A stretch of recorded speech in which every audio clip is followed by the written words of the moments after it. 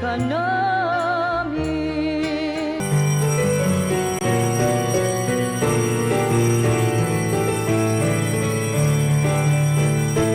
Bahag ng Panginoon, bayan ngayon'y nagtitipon, upang pagsaluhan ang kaligtasan.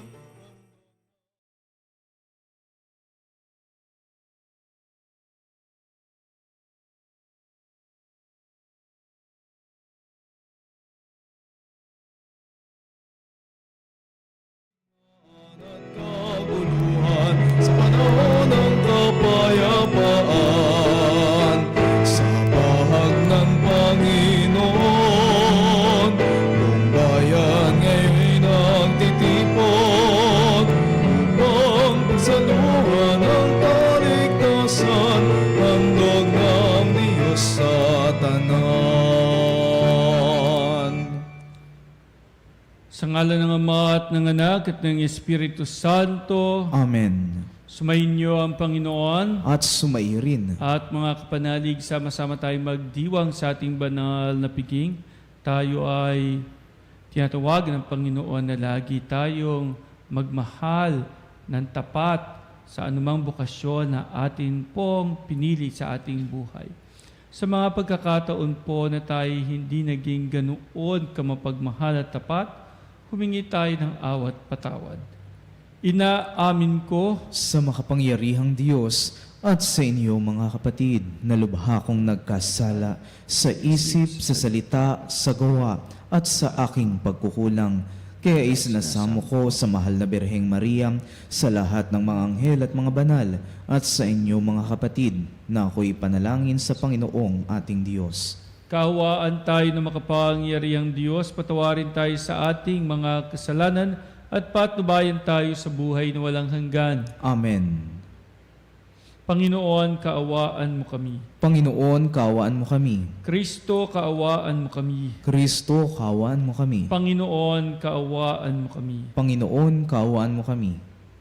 Manalangin tayo. Ama naming makapangyarihan, lakas loob ka naming tinatawagan sa ngalan mo, Ama naming banal.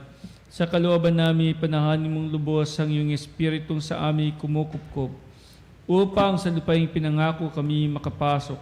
Sa pamamagitan ni Hesukristo, kasama ng Espiritu Santo, magpasawalang hanggan. Amen. Ang salita ng Diyos mula sa aklat ni Josue. Noong mga araw na iyon, tinipon ni Josue sa Sakim ang lahat ng lipi. Pagkatapos, tinawag niya ang matatanda, ang mga hukom, ang mga pinuno at mga tagapangasiwa sa Israel, at sila'y humarap sa Panginoon. Sinabi niya, "Ito ang ipinasasabi sa inyo ng Panginoon, ang Diyos ng Israel.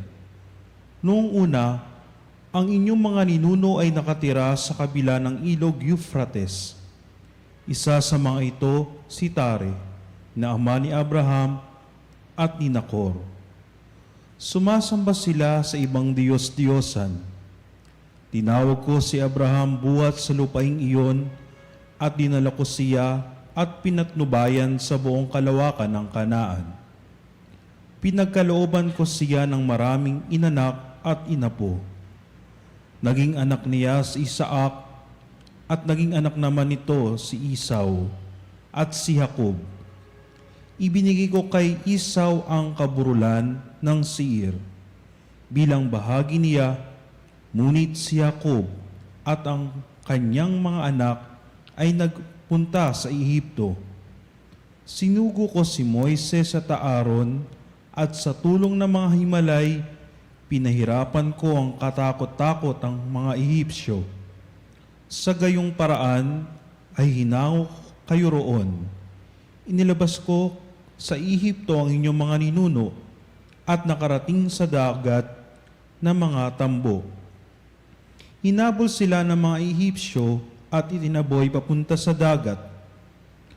Ang inyong mga ninuno'y nanalangin sa akin at pinalatag ko ang dilim sa pagitan nila at ng mga Ehipsyo. Pinauho ko sa mga ito ang nahating dagat at sila'y natabunan ng tubig. Nasaksihan ninyo ang mga ginawa ko sa mga Ehipsyo at matagal kayong nanirahan sa ilang. Pagkatapos, dinala ko kayo sa lupain ng mga Amorero sa silangan ng Hordan. Binaka nila kayo at pinagpatagumpay ko kayo sa kanila. Pinuksa ko sila at nasakop ninyo ang kanilang lupain. Nilabanan kayo ng hari ng Moab, ni Balak na anak ni Zippor, at sinugo niya si Balaam na anak ni Beor, upang sumpain kayo. Ngunit hindi ko dinig si Balaam, sa halip pinagpala niya kayo, sa gayon, iniligtas ko kayo sa kamay ni Balak. Tumawid ako ng Hordan at sumapit sa Jericho. Nilabanan kayo ng mga taga-Jericho at ng mga Amoreo, Perizeo, Cananeo, Hiteo, Gergeseo, Heweo at Hubiseo. At sila'y nalupig ninyo sa tulong ko. Ipinasalakay ko sa mga pukyutan ng 2 haring Amoreo at pinalayas ko sila bago kayo dumating. Walang kinalaman sa pangyayaring iyon ang inyong mga tabak at pana. Pinigyan ko kayo ng lupaing hindi ninyo binungkal. Pinatira ko kayo sa mga bayang hindi kayo ang nagtayo. Kumain kayo ngayon ng ubas at olibo na galing sa mga punong hindi kayo ang nagtanim. Ang salita ng Diyos. Salamat sa Diyos. Salmong tugunan, tugon. Ang pag-ibig ng may kapal ay tunay na walang hanggan. Ang pag-ibig ng may kapal ay tunay na walang hanggan. O pasalamatan ng Panginoong Diyos, pagkat siya'y mabuti. Ang kanyang pag-ibig ay pangwalang hanggan at mananatili. Pinakadakilang Diyos ng mga Diyos ay pasalamatan. Ang pag-ibig niya ay mananatili at pangwalang hanggan. Makapangyarihang higit kanino man itong Panginoon. Ang kanyang pag-ibig ay mamamalaging panghabang panahon. Ang pag-ibig ng may kapal ay tunay na walang hanggan. Nang mailabas na siya ang kasama habang nasa ilang, ang kanyang pag-ibig ay mananatili at pangwalang hanggan. Pinagpapatay niya yaong mga haring may kapangyarihan. Ang pag-ibig niya ay mananatili at pangwalang hanggan. Maging mga haring bantog noong una ay kanyang pinatay. Ang kanyang pag-ibig ay hindi kukupas at pangwalang hanggan. Ang pag-ibig ng may kapal ay tunay na walang hanggan. Ang lupain nila'y ipinamahagi sa kanyang hinirang. Ang pag-ibig ng Diyos ay mananatili at pangwalang hanggan. Ipinamahagi niya sa Israel kanyang mga lingkod. Hindi kumukupas at mananatili ang pag-ibig ng Diyos. Nang tayo masakop ng mga kaaway, pinalaya tayo. Ang kanyang pag-ibig ay mananatili, hindi magbabago. Ang pag-ibig ng may kapal ay tunay na walang hanggan. Hallelujah, hallelujah, hallelujah, hallelujah, hallelujah, hallelujah, hallelujah. Tanggapin niyo ang salita na di sa tao nagmula, kundi sa Diyos na dakila. Hallelujah, hallelujah, hallelujah, hallelujah, hallelujah, hallelujah, hallelujah.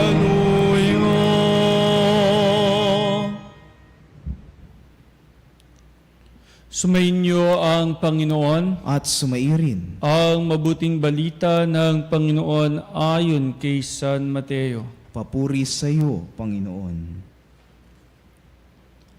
Noong panahong iyon, may mga pariseyong lumapit kay Jesus at tinangkang siluin siya sa pamamagitan ng tanong na ito. Naaayon ba sa kautusan na hiwalayan ng lalaki ang kanyang asawa sa kahit anong kadahilanan? Sumagot si Jesus, hindi pa ba ninyo nababasa sa kasulatan na sa pasimulay nilalang sila ng may kapal, lalaki at babae? At sinabi, dahil dito iiwan ng lalaki ang kanyang ama't ina, at magsasama sila ng kanyang asawa, at sila'y magiging isa. Kaya't hindi na sila dalawa kundi isa. Ang pinagsama ng Diyos ay huwag paghiwalayin ng tao. Tinanong siya ng mga Pariseyo, bakit iniutos ni Moises na bigyan ng lalaki ang kanyang asawa ng kasulatan sa paghihiwalay bago hiwalayan iyon? Sumagot si Jesus, dahil sa katigasan ng inyong ulo kaya ipinahintulot ni Moises na hiwalayan ninyo ang inyong asawa. Subalit hindi gayon sa pasimula. Kaya sinasabi ko sa inyo, sino mang lalaking humiwalay sa kanyang asawa sa anumang dahilan liban sa pakikiapid at mag-asawa sa iba ay nangangalunya. At ang mag-asawa sa babaeng hiniwalayan ay nangangalunya rin. Sinabi ng mga alagad, kung ganyan po ang kalagayan ng lalaki sa kanyang asawa, mabuti pang wag ng mag-asawa. Sumagot si Jesus, hindi lahat ay makatatanggap ng simulaing iyan kundi yaon lamang pinagkalooban ng Diyos. Sapagkat may iba't ibang dahilan kung bakit may mga lalaking hindi makapag-asawa. Ang ilan dahil sa kanilang katutubong kalagayan, ang iba dahil sa kagagawa ng ibang tao ay nagkagayon sila. Mayroon namang hindi nag-aasawa alang-alang sa ikauunlad ng paghahari ng Diyos. Ang makatatanggap ng simulaing ito ay tumanggap nito. Ang mabuting balita ng Panginoon. Pinupuri ka namin, Panginoong Hesukristo. At mga kapanalig sa ating Ebanghelyo, tayo't natawagan ng Panginoon na maging lovingly faithful at maging faithfully loving. Sa anumang bukasyon meron tayo, whether sa pag-aasawa o di kaya sa pagpapari tulad namin o ng mga nagmamadre o di kaya naging single blessed, iyan ay bukasyon na kinakailangan talaga ng pagmamahal at katapatan. To be lovingly faithful and to be faithfully loving. Yan po ay napakahalaga. Ngayon, sa unang bahagi nga ay tungkol sa pag-aasawa na kung saan ang pinagsama ng Diyos ay huwag paghiwalayin ng tao. In the first place, ba't nga kayo maghihiwalay? Kung kayo naman ay nagpakasal sapagkat gusto nyo kayo pag-isahinan dahil sa pag-ibig, sa pagmamahal. Noon, tatandaan ko, meron akong maraming ikakasal noon at sunod-sunod yung idudulog ko, sumakit di ko alam kung yung kalooban ko ang sumakit o yung ulo ko sa mga sagot, Pero lagi ko sinasabi to na, ang lagi kong tanong sa kanila ay bakit kayo magpapakasal?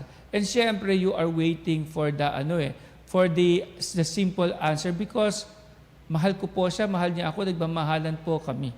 Ayun. Laging gano'n, Parang sa mga love story, kaya siya tinawag na love story, kasi it's a story about love talaga. So parang ganun siya. So, ang problema ganito, nagdulog ako. And then, afterwards, isa-isa ko silang ini-interview. Ang tanong ko nga, ba't kayo magpapakasal? Yung una, na lumapit sa akin, ang sabi, Father, kaya po kami magpapakasal kasi po, Father, nagkakaedad na kami. 32 na po ako, 35 na po siya. Huling biyahe ng Father. Ba't di ka naman magpapakasal kung huling biyahe na? So, because matanda na daw sila, huling biyahe na. Kaya magpapakasal. Bakit ang loob ko sa sagot na yun? Maya-maya, yung sumunod naman na ikakasal. Okay, ba't naman kayo ikakasal? Naku, Father, kaya po naman kami magpapakasal kasi po, Father, yung magiging misis ko kabilugan na ng tiyan. Kabilugan na ng tiyan. In other words, buntis na. Yun, so papakasal po kami. Kasi sabi ng mga magulang namin, nakakahiya naman na lalabas yung bata, hindi pa kami kasal. Kaya yun, papakasal po kami. Yung pangatlo naman ay, tinanong ko, ba't kayo magpapakasal? Kasi po, Father, ako po nakapag-ipon na. Sa tingin ko po, yung naipon ko'y sapat na. Pwede na po akong mag-asawa. Kaya dahil pwede na akong mag-asawa at gusto ko na mag-asawa, nung makilala ko siya, sabi ko, ito yung babaeng gusto kong makasama na sa tingin ko ay magiging okay na ang buhay namin dahil nakapag-ipon na po kami. Yan. So, kung di sila nakapag-ipon, hindi sila magpapakasal. Yun ang tanong ko doon. Ano? Ang pang-apat ay, ba't kayo papakasal? Kasi po, Father, gusto ko na pong magkaroon ng anak. Gusto ko pong magkaroon ng anak. Kaya po, sabi ko sa kanya, magpakasal na kami dahil gusto ko na maging tatay. So, gagawin mo lang baby maker yung misis mo, ganoon. Parang, yan. Naku, sasakit ang ulo mo. At panglima ay, ba't kayo magpapakasal? Kasi po, Father, kaya po kami papakasal, kailangan po pakasal. Kasi po, sa isang buwan po, aalis na po siya. Mag-a-abroad na siya. Kaya sabi ko sa kanya, uy, bago ka umalis, magpakasal tayo. Ayun para sigurado na. Ayun, papakasal pa dahil sigurista. Ayun, so mga kapanalig, nakalulungkot na ganito ngayon yung mga sagot, kabilugan ng tiyan, sigurista, huling biyahe. Ito yung mga sagot na nakakasakit man ang kalooban, pero ito yung lately nagiging sagot ng mga tao pag sila magpapakasal. Iyon, kung minsan tatanong mo sa sarili mo, hindi na ba uso talaga yung papakasal kami dahil kami po ay nagmamahalan? Siya po yung gusto kong makasama sa pagtanda, sa pagputi ng aming buhok, hanggang sa huling sandali ng buhay ko. Di ba ang sarap pakinggan yung mga ganoon? Pero yun nga, kakalungkot man, pero kung minsan hindi na pala yun ang dahilan kung ba't nagpapakasal. Hindi na because you are faithfully loving or you are lovingly faithful. Hindi na ganun. At ganun din naman sa ikalawang bahagi ng ating Ebanghelyo. Bakit ka magpapare? Kailangan talaga, alam mo yung sagot na isasagot mo doon sa tanong na yun, bakit ka magmamadre? Yun dahil kapag hindi malinaw sa iyo na ginagawa mo to out of love, ito ay pagmamahal. Ito ay mahal ko ang Panginoon, ibig kong maglingkod sa Diyos, ibig kong maglingkod at maging tapat sa Panginoon sa pagmamahal. Kung hindi mo kayang sabihin yon, hindi rin po pwede. So in other words, kahit na alin dito, whether ikaw ay mag-aasawa, whether ikaw ay tatanggap ng napakahalaga at napakagandang biyaya ng bukasyon ng pagpapari o pagmamadre, pareho lang ang hinihiling sa iyo to be lovingly faithful and to be faithfully loving. Kaya kapanalig, tinatanong ko kayo, kung ikaw ay nagpakasal, kung ikaw ay nagmadre, kung ikaw ay nagpare, kayo naman na tatanungin ko bakit? Ano ang dahilan? Alam po ninyo, sa tuwing dumarating sa buhay ko po, ang napakaraming mga pagsubok po sa buhay ng isang pare, mercy, I will go on. Na sinasabi ko na kahit nagaano karaming pagsubok, sugat, hirap o dusa o challenges na aking haharapin sa buhay, kaya mo pa ba? Kaya mo pa ba rin ba sabihin na, yes, Lord, I am still here and will remain faithfully loving and lovingly faithful.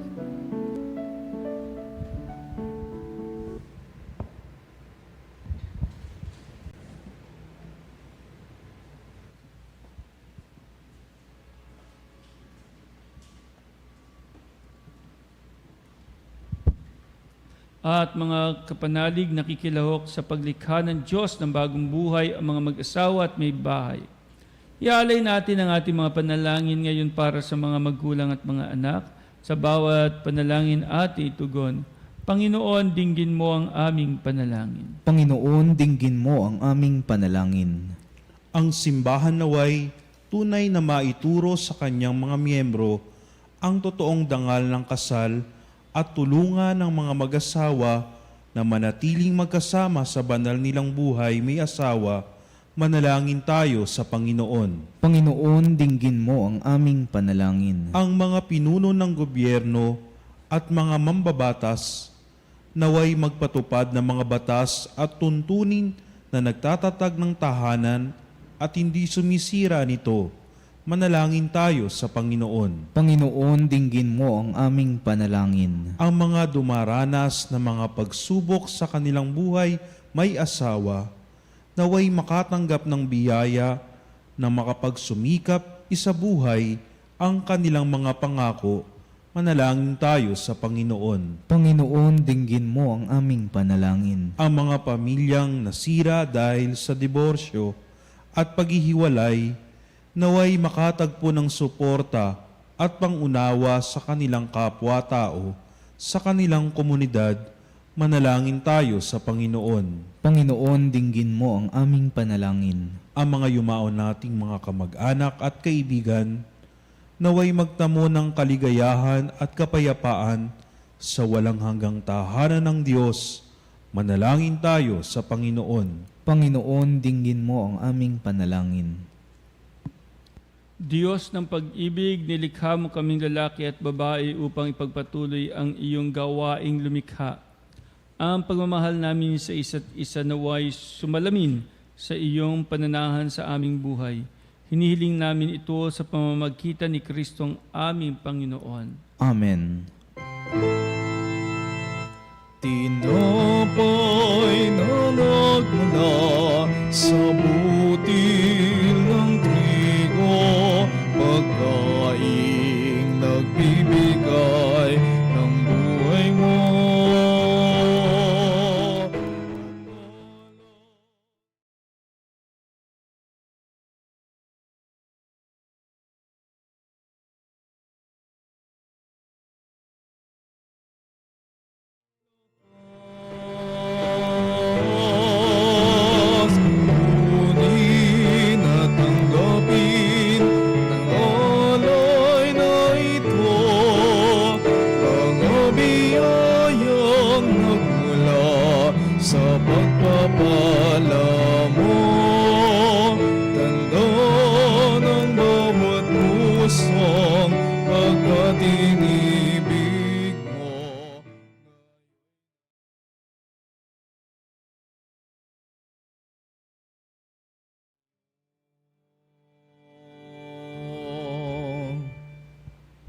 Manalangin kayo mga kapatid upang ating paghahain ay kalugdan ng Diyos Amang makapangyarihan.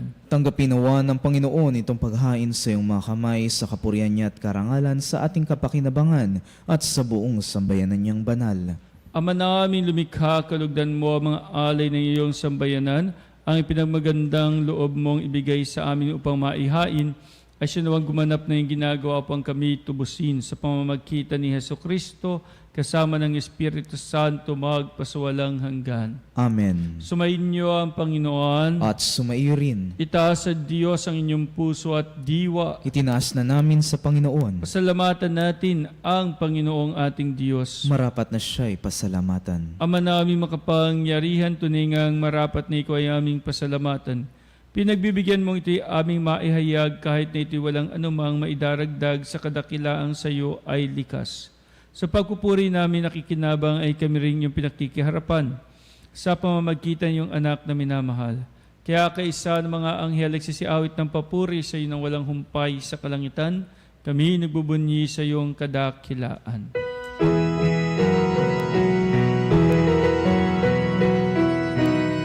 Santo, Santo, Santo, Panginoong Diyos na mga hukbo, napupuno ang langit at lupa ng kadakilaan mo.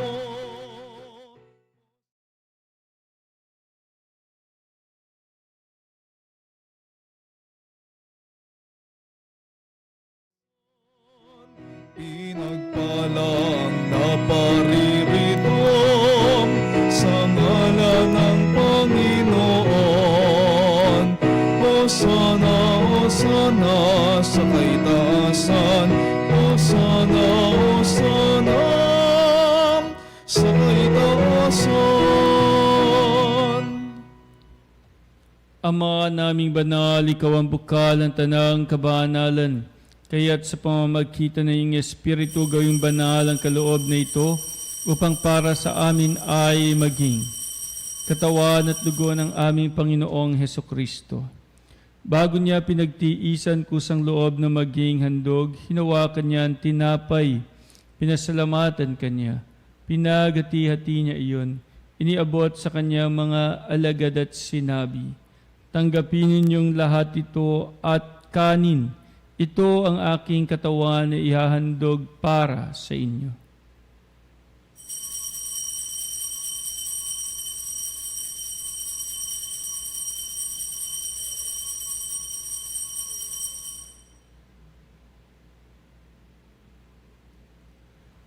Gayon din naman, nung matapos ang hapunan, hinawakan niya ang kalis, muli kanyang pinasalamatan.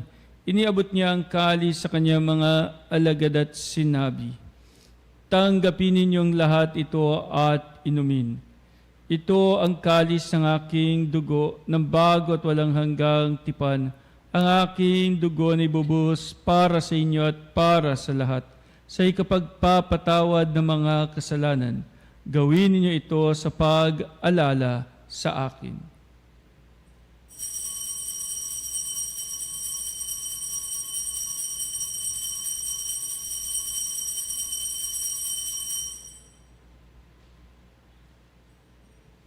Ang misteryo ng pananampalataya. Si Kristo ay gumitain, sarili ay inihain, bilang pagkait inuming, pinagsasaluan natin, hanggang sa siya'y dumating, hanggang sa siya'y dumating. Ama, ginagawa namin ngayon ang pag-alala sa pagkamatay at muling pagkabuhay ng iyong anak. Kaya tiniaalay namin sa iyo ang tinapay na bibigay buhay at kalis sa kakalob ng kaligtasan. Kami nagpapasalamat dahil kami iyong minarapat na tumayo sa harap mo para maglingkod sa iyo. Isinasamo namin kami magsasalo-salo sa katawan at dugo ni Kristo ay mabuklod sa pagkakaisa sa pamamagitan ng Espiritu Santo. Ama, lingapin mo ang iyong simbahang laganap sa buong daigdig, puspusin mo kami sa pag-ibig. Kaisa ni Francisco naming Papa, ni Honesto na aming Obispo at ng Tanang Kaparian. Alalahanin mo rin ang mga kapatid naming nahimlay na may pag-asang sila ay muling mabubuhay. Gayon din ang lahat ng mga pumanaw. Kawaan mo sila at patuloyin sa iyong kaliwanagan. Kawaan mo at pagidapatin kaming lahat na makasalo sa iyong buhay na walang wakas. Kaisa ng mahal na Bihang Maria, Ina ng Diyos, ng kanyang kabiyak ng puso, si San Jose. Kaisa ng mga apostol at ng lahat ng mga banal na namuhay dito sa daigdig ng kalugod-lugod sa iyo.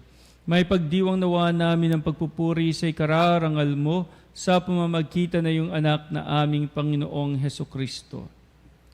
Sa pamamagitan ni Kristo, kasama niya at sa Kanya lahat ng parangal at papuri sa iyo, Diyos Ama makapangyarihan, kasama ng Espiritu Santo magpasawalang hanggan. Amen, amen, amen. At bilang isang bayan ng Diyos at tinawag sa pagmamahal, dumulog tayo ngayon sa Ama sa panalangin itinuro ng ating Panginoong Hesukristo.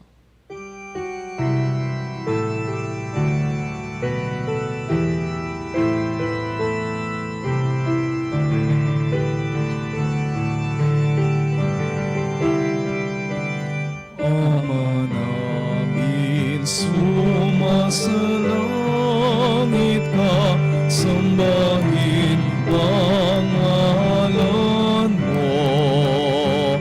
Mapasa amin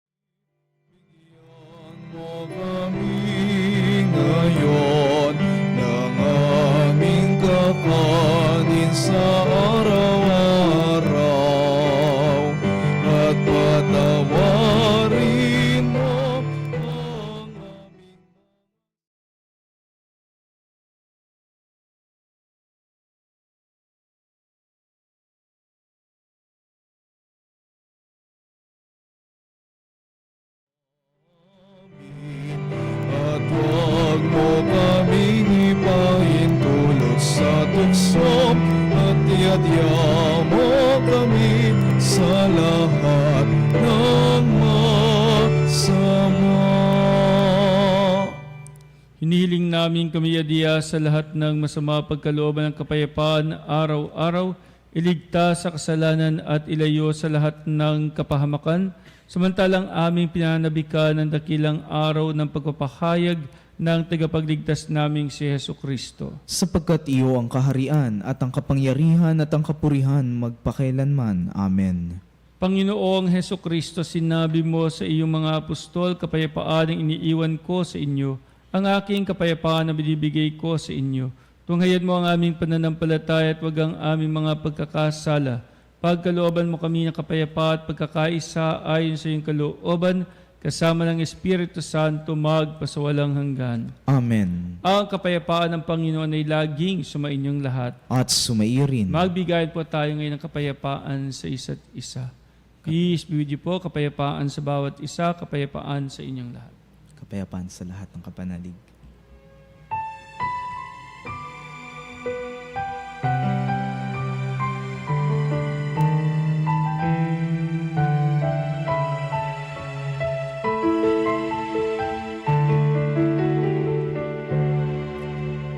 Kordero ng Diyos na nag-aalis ng mga kasalanan ng sanlibutan, maawa ka sa amin. Kordero ng Diyos.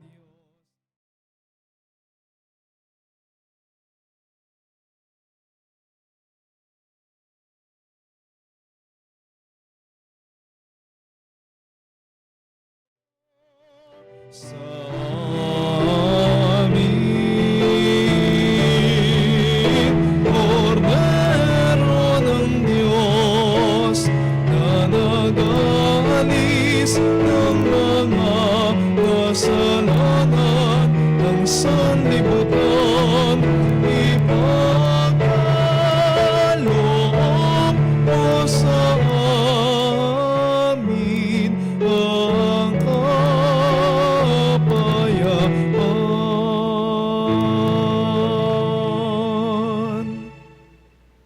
Mga kapanalig, narito ang ating Panginoong Heso Kristo, ang Kordero ng Diyos, nag-aalis ng mga kasalanan ng sanlibutan. Mapapalad tayong inaanyayahan sa kanyang banal na piging. Panginoon, hindi ako karapat-dapat na magpatuloy sa iyo, ngunit sa isang salita mo lamang ay gagaling na ako.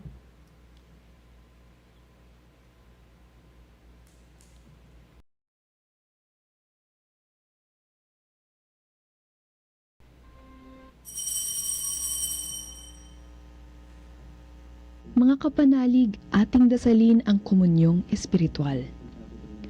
O Jesus, nananalig ako sa pananahan mo sa kabanal-banalang sakramento.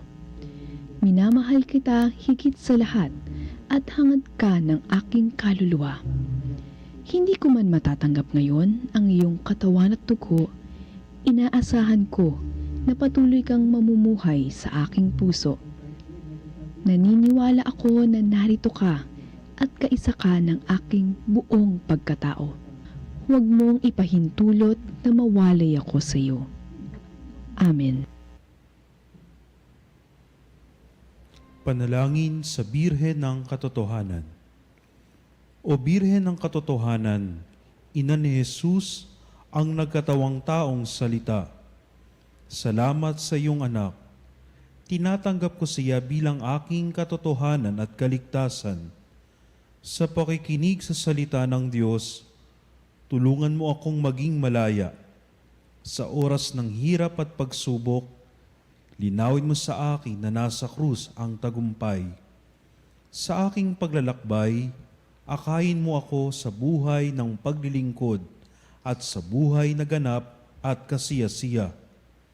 Kupkupin mo ako at ang aking mga kapanalig na nakikinig, natututo at nagmamahalan. O Maria, Birhen ng Katotohanan, ipanalangin mo kami.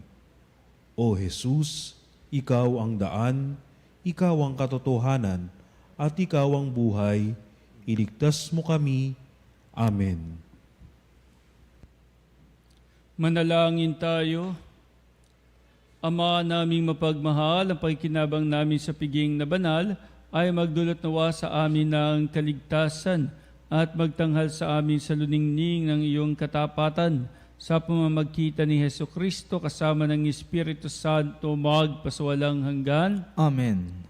Sumainyo ang Panginoon. At sumairin Pagpalain kayong lahat ng ating mapagmahal na Diyos, Ama at Anak at Espiritu Santo. Amen.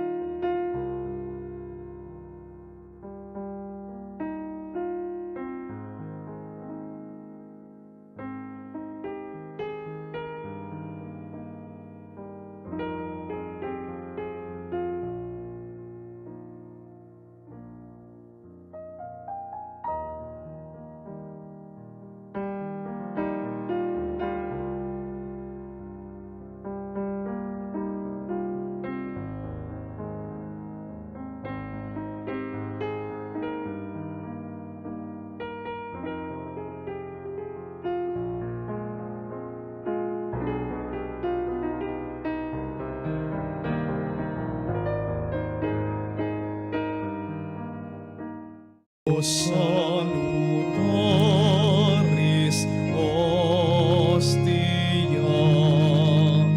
quae celipandes ostium, bella premunos stilio, dorum orfer auxilium, unitrinoque Dominum, sit sempiterna gloria, qui vitam sine termino, nobis non et in patria. Amen. Mga kapanalig, bilang isang bayang tinawag ng Ama kay Hesukristo na pinagbuklod sa iisang katawan, tayo'y manikluhod at sumamba sa Panginoong Hesukristo sa kabanal-banalang sakramento sa altar. Sa sandaling ito ng pagpupuri at pagsamba sa banal na sakramento, alalahanin natin ang ating mga kapanalig na kasama natin ngayong nakikinig at nakasubaybay sa ating himpilan. Lalong higit ang ating mga may sakit at ang mga nakaratay sa banig ng karamdaman, ang mga nasa pagamutan at kanilang tahanan, at ang lahat na tanging sa Diyos lamang umaasa ng kagalingan. Gayon din ipanalangin natin ang mga nanghihina sa kanilang pananampalataya, ang mga nakararanas sa matinding kalungkutan, takot at pangamba, ang mga nawawala ng pag-asa at lakas ng loob. O Diyos, halina at kami tulungan. O Panginoon, magmadali ka sa iyong pagdamay. Papuri sa Ama at sa Anak at sa Espiritu Santo. Kapara noong unang, ngayon at magpasawalang hanggan. Amen. Purihin ang makapangyarihang Ama na nagsugo sa kanyang bugtong na anak upang tayo'y may pagkasundo sa Kanya. Pinupuri ka namin ngayon at kailanman. Purihin ang Panginoong Heso Kristo, ang kordero ng Diyos na nag-alay ng kanyang katawan at dugo bilang pagtubos sa sala ng tanan. Pinupuri ka namin ngayon at kailanman. Purihin ang banal na Espiritu, ang Panginoong nagpapabanal na pumupuspos at nagbibigay kagalingan sa lahat. Pinupuri ka namin ngayon at kailanman.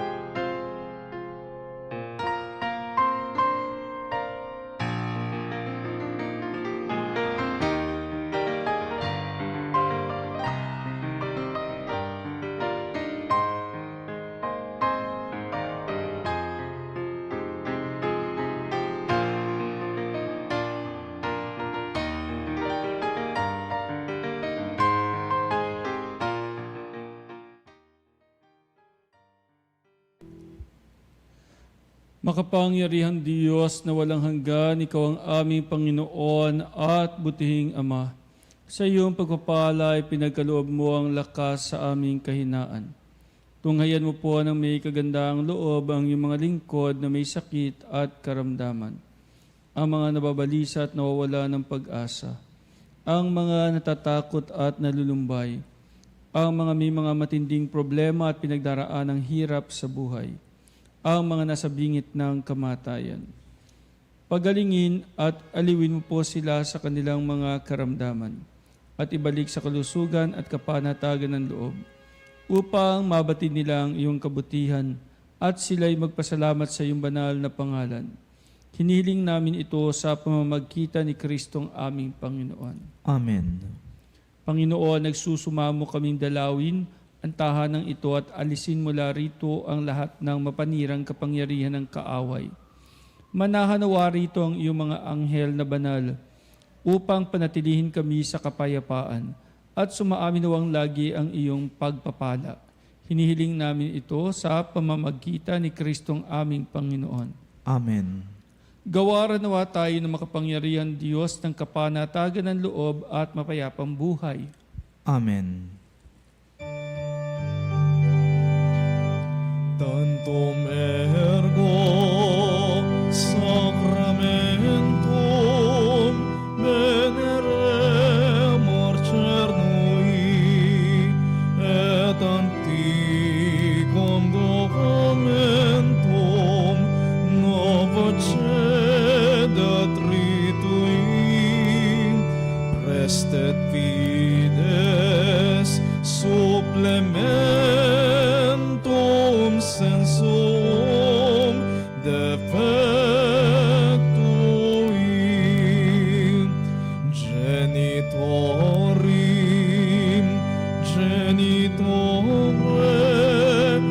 lauset jubilos iom salus honor virtus move sit et benedictium procedenti ab utraque comparsit laudatio.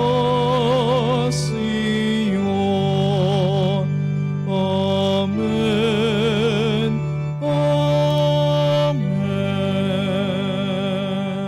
Panem cielo prestitisti eis.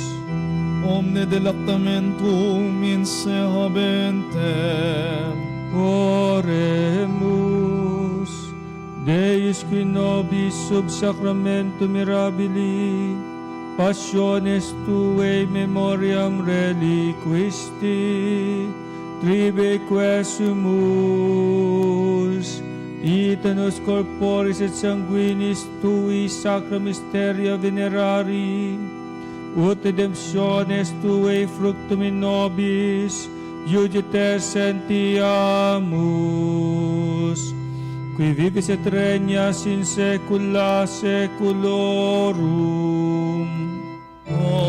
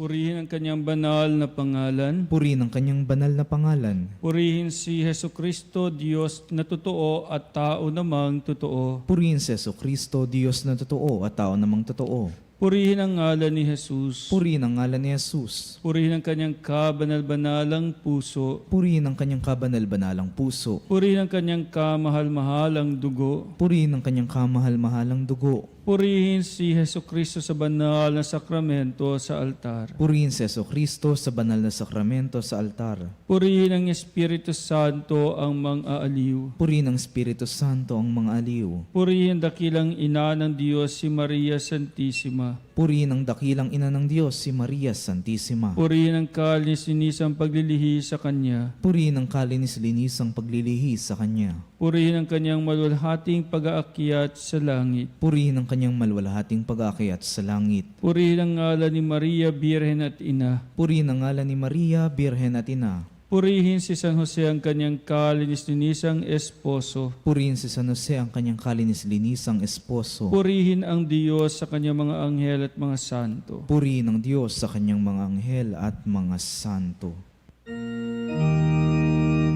O sacrament musoni,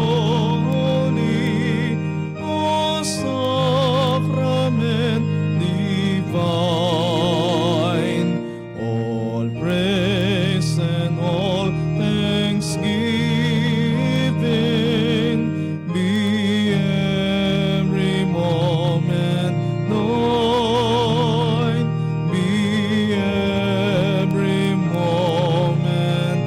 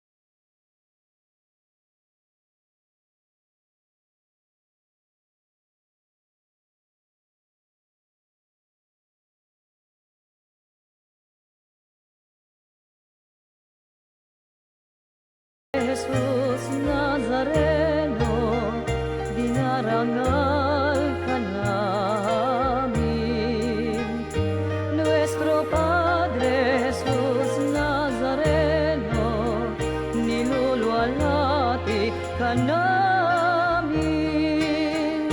Nuestro Padre Jesus Nazareno, dinarangal ka namin. Nuestro Padre Jesus Nazareno, niluluwalhati ka namin.